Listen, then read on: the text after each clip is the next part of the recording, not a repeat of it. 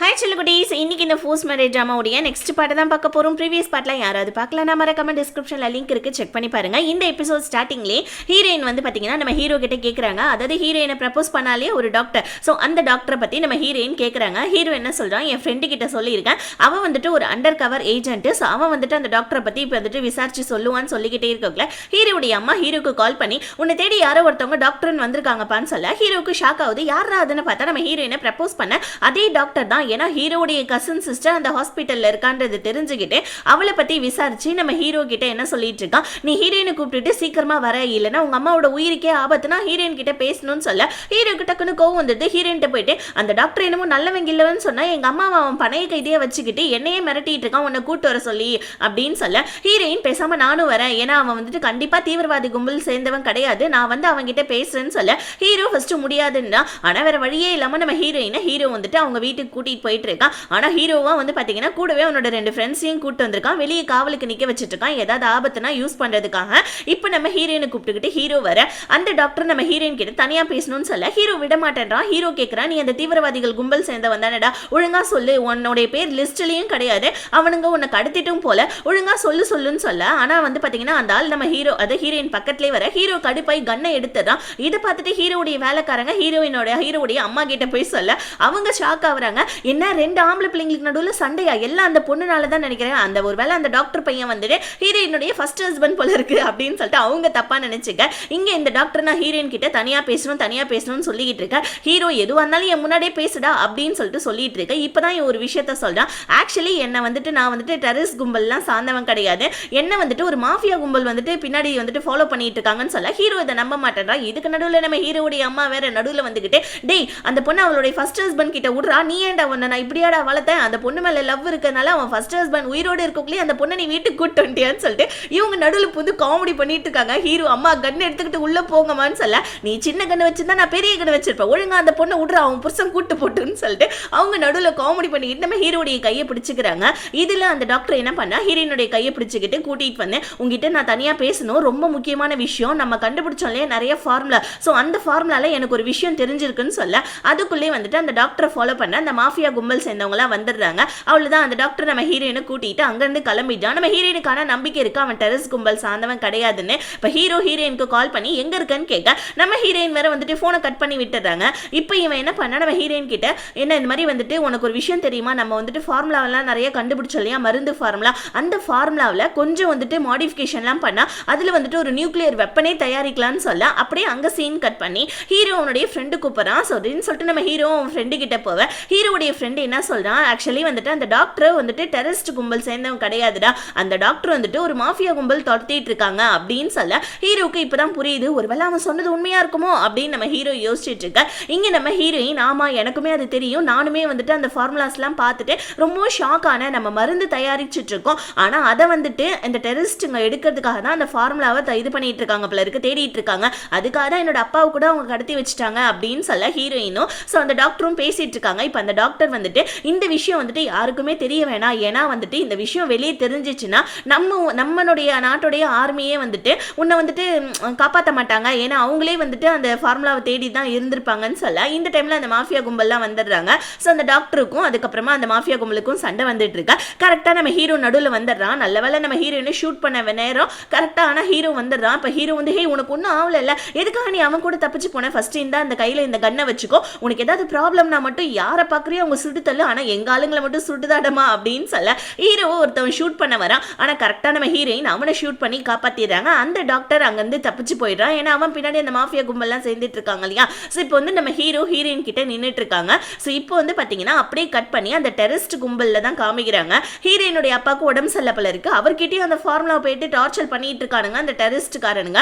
ஆனால் ஹீரோயினோட அப்பா இல்லவே இல்லை, நான் கொடுக்கவே மாட்டேன் அப்படின்னு சொல்லிட்டு அவர் சொல்லிட்டு இருக்கா. இப்போ நம்ம ஹீரோயின் கிட்ட, இங்க பாரு நாளைக்கு வந்துட்டு இந்த மாதிரி வந்துட்டு மினிஸ்டரை பார்க்கறதுக்காக நம்ம போனோம், நீ ரெடியா இரு அப்படின்னு சொல்ல ஹீரோயின், நான் என் கையால ஒருத்தவனை கொன்னுட்டேன், ஒரு டாக்டர் நானா, ஆனா இப்படி பண்ணிட்டேன்னு சொல்ல ஹீரோ, ஏமா அப்ப அவன் என்ன கொண்டு இருந்தானா பரவாயில்லையா, நான் செத்துருப்பல்ல அப்படின்னு சொல்ல ஹீரோயின் சிரிச்சுக்கிட்டே ஆமால அப்படின்னு சொல்றாங்க.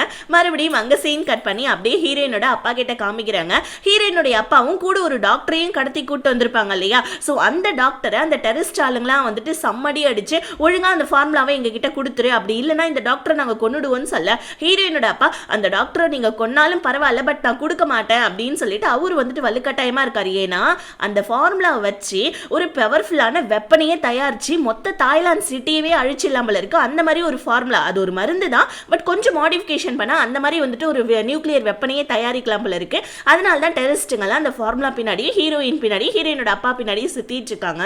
இங்கே நம்ம ஹீரோயின் குழப்பத்தில் இருக்காங்க. ஏன்னா அந்த டாக்டர் போறப்ப சொல்லிட்டு போயிருப்பான், கண்டிப்பா அந்த ஃபார்முலா வந்துட்டு நம்ம ஊர் ஆர்மிக்கும் தேவைப்படும், அதனால இப்போதைக்கு ஆர்மிங்க கிட்ட சொல்லிடாத அந்த ஃபார்முலா இருக்குன்னு சொல்ல ஹீரோயினும் குழப்பத்தில் இருக்காங்க. ஏன்னா நாளைக்கு வர மினிஸ்ட்ரியும் மேலதிகாரியும் பார்க்க போறாங்க. அப்படியே கட் பண்ணி இப்ப ஹீரோயினுடைய அப்பா முன்னாடி ஒரு டாக்டர் அடிச்சாங்க தெரியுமா? ஆக்சுவலி அந்த ஆள் தான் முக்கியமான இந்த டெரரிஸ்டுடைய ஆளுடைய ஸ்பையே போல இருக்கு. அவன் பாரு, ஹீரோயினோட அப்பா என்ன அடிக்கிறீங்க நீங்க, ஆனா அந்த ஆள் ஃபார்முலாவே கொடுக்க மாட்டேன்றா. நானும் இத்தனை நாள் அவங்க லேப்லேயே இருந்தேன், என்னென்னமோ வந்துட்டு இதெல்லாம் பண்ணேன், நான் கோல்மால்லாம் பண்ணி அந்த ஃபார்முலாவை கண்டுபிடிக்கலாம்னு நினைச்சேன், ஆனா எனக்கு முடியவே இல்லை. ஹீரோயினுக்கும் ஹீரோயினோட அப்பாவை தவிர வேற யாருக்கும் அந்த ஃபார்முலா தெரியாதுன்னு சொல்லிட்டு அந்த டாக்டர் டெரரிஸ்டுங்க கிட்ட சொல்லிட்டு இருக்க. இங்க நம்ம ஹீரோடைய ஃப்ரெண்டு இன்னொரு விஷயத்த கண்டுபிடிச்சு ஹீரோ கிட்ட சொல்றான். என்னன்னா, நம்ம ஹீரோயின் கழுத்துல ஒரு சிப் இருக்கு தெரியுமா, அந்த சிப்புடைய ஹார்ட் டிஸ்க கூட ஹீரோயினோட அப்பா உடைச்சிட்டாரு. பட் ஆனா அந்த ஹார்ட் டிஸ்கை ரெக்கவர் பண்றதுக்காக டெரரிஸ்டுங்கெல்லாம் ஜானின்ற ஒரு ஹேக்கரை தேடிட்டு இருக்காங்க போல இருக்கு. இப்போ அந்த ஹேக்கரை காமிக்கிறாங்க. அந்த ஜானின்ற ஹேக்கர் ரொம்பவும் சேஃபா தான் இருக்கான். அவனோட இடத்துக்குள்ள யாராவது வந்து அலாரம்லாம் செட் பண்ணி வச்சிருக்கான். இப்போ அந்த டெரரிஸ்ட் கும்பல் சேர்ந்தவங்க அந்த ஜானியை வந்துட்டு கூப்பிட்டு போறதுக்காக வராங்க. ஆனா அந்த ஜானி வந்து பாத்தீங்கன்னா ஏகப்பட்ட இடத்துல ட்ராப்லாம் வச்சு நிறைய வந்து பாத்தீங்கன்னா அந்த மயக்க மருந்தெல்லாம் செட் பண்ணி வச்சிருக்கான். டெரரிஸ்டுங்க கிட்ட இருந்து இவன் தப்பிச்சிடறான். ஆனா நம்ம ஹீரோவுடைய ஃப்ரெண்டும் வந்துட்டு இந்த ஜானியை ஃபர்ஸ்ட் பிடிக்கலான்னு வராங்க. ஏன்னா இந்த ஜானி மட்டும் டெரரிஸ்ட் கையில மாட்டிக்கிட்டான்னு வச்சுக்கோங்களேன், அவ்வளவுதான் நம்ம ஹீரோயினை கண்டுபிடிச்சிடுவாங்க, ஹீரோயினை கொலை பண்ணிடுவாங்கன்னு சொல்லிட்டு ஜானியை பிடிக்கலான்னு வர. ஆனா அங்கேயும் வந்து பாத்தீங்கன்னா அந்த ஜானி தப்பிச்சு போயிடுறான். டெரரிஸ்டுங்களுக்கும் தெரிய வந்துருச்சு, நம்ம மட்டும் அந்த ஜானி ஹேக்கரை தேடல, ஹீரோவும் அதாவது ஆர்மியும் வந்துட்டு அந்த ஜானி ஹேக்கரை தேடிட்டு இருக்காங்கன்னு சொல்லிட்டு டெரரிஸ்டுங்களுக்கும் தெரிஞ்சிருச்சு. அப்படியே கட் பண்ணி மறுநாள் காமிக்கிறாங்க. ஹீரோயினோட மனசுல ஒரே குழப்பம். ஏன்னா வந்துட்டு அந்த ஃபார்முலாவுடைய மாடிஃபிகேஷனை பத்தி நம்ம ஊர் ஆர்மி கிட்ட சொன்னா அவங்களும் நியூக்ளியர் வெப்பனை தயாரிச்சிடுவாங்களோ அப்படின்னு சொல்லிட்டு மனசுக்குள்ள ஒரு குழப்பத்தோட என்ன பண்றாங்க, அப்படியே அங்கிருந்து மேலதிகாரியும் மினிஸ்ட்ரியும் பார்க்கறதுக்காக கிளம்புறாங்க. ஹீரோ ஹீரோயின் கிட்ட ஏன் இன்னைக்கு ஒரு மாதிரியா இருக்க, ஒன்னும் இல்ல, உள்ள மினிஸ்டர் தான் இருப்பாங்க, நீங்க என்ன ஃபார்முலா கண்டுபிடிச்சிட்டு இருக்கீங்களா அதை பத்தி அவர்கிட்ட சொல்லுன்னு சொல்ல ஹீரோயினும் உள்ள போறாங்க. அதுக்கேற்ற மாதிரி மினிஸ்டரும் இதுக்கு மேலதிகாரியும் கேட்கறாங்க, நீங்க என்ன ஃபார்முலா தான் அப்படி கண்டுபிடிச்சு வச்சிருக்கீங்க, எதுக்கு டெரரிஸ்டுங்கெல்லாம் உங்க பின்னாடி சுத்திட்டு இருக்காங்க சொல்லுமான்னு சொல்ல. ஆனா நம்ம ஹீரோயின் கொஞ்சம் யோசிக்கிறாங்க. ஏன்னா யாருக்கு தெரியும், எப்படி வேணாலும் கருப்பாடுங்க எந்த துறையில வேணாலும் இருக்கலாம் இல்லையா, அதனால நம்ம ஹீரோயின் லைட்டா வந்துட்டு ஒரு மாதிரி ஜர்க் அடிக்கிறாங்க.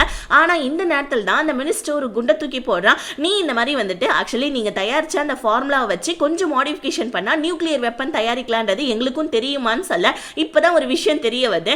ஹீரோயின் தங்கியிருந்தாங்க இல்லையா அந்த ஆர்மி ஹாஸ்பிட்டலுக்கு பக்கத்துல இருக்க ஒரு வீடு, சோ அந்த வீட்டுல சிசிடிவி கேமரா வச்சிருக்காங்க போல இருக்கு. இப்ப அது மூலமா இவங்க ஹீரோயின் கிட்ட இந்த விஷயத்த சொல்ல ஹீரோயின் செமையா கோவப்பட்டு, நாங்க மனுஷங்களை தயாரிக்கிறதுக்காக மருந்து தான் கண்டுபிடிப்போம், நாங்க இந்த மாதிரி வந்துட்டு ஃபார்முலாவெல்லாம் கொடுக்க மாட்டேன்னு சொல்லிட்டு அங்கிருந்து வெளியே வந்து நம்ம ஹீரோவையும் வந்துட்டு சம்மடி அடிச்சுட்டு ஹீரோ கிட்டையும் இந்த மாதிரி நான் அந்த ஃபார்முலாவை கொடுக்க மாட்டேன்னு சொல்ல ஹீரோவையும் முதல்ல பேச்சு கேளு நீ உள்ள வான்னு சொல்ல. இப்பதான் அந்த மேலதிகாரி சொல்றாரு, எம்மா நாங்க உங்ககிட்ட அந்த ஃபார்முலா எல்லாம் கேட்கல, எதுக்காக அந்த வீட்டுக்குள்ள நாங்க சிசிடிவி கேமரா வச்சோம்னா உன்னை காப்பாற்றணும் இல்லையா, உன்னை யாராவது அட்டாக் பண்ண வந்தாங்கன்னா எங்களுக்கு தெரியணும்ல, அதுக்கு அதாமா வச்சோம். அப்படியே வந்துட்டு அந்த நியூக்ளியர் பாம்புடைய ஃபார்முலா எங்களுக்கு வேணும்னா உங்ககிட்ட நாங்க டைரக்டா கேட்க போறோம், நாங்க அப்படி தயாரிச்சனாலும் நம்ம நாட்டுக்காக தானே அதை யூஸ் பண்ண போறோம், எங்களுக்கு அந்த ஃபார்முலா எல்லாம் வேணாமான்னு சொல்ல ஹீரோயின் இப்போ ஒரு அப்ளிகேஷனை வைக்கிறாங்க. ஆக்சுவலி எங்க அப்பாவை பிடிச்சு வச்சிருக்காங்க இல்லையா, ஸோ இந்த மிஷன்ல நானுமே வரேன், ஏன்னா எத்தனை நாள் தான் ஒளிஞ்சு வந்துட்டு இருக்கிறது, எங்க அப்பாவை வந்துட்டு நான் டைரக்டாவே வந்துட்டு காப்பாத்துறேன், நான் ஹீரோடைய டீம்ல சேர்ந்துக்கிறேன் அப்படின்னு சொல்ல மினிஸ்டரும் மேலதிகாரியும் ஓகே சொல்லிடுறாங்க. ஏன்னா நம்ம ஹீரோயின் நம்ப மாட்டேன்றாங்க இல்லையா,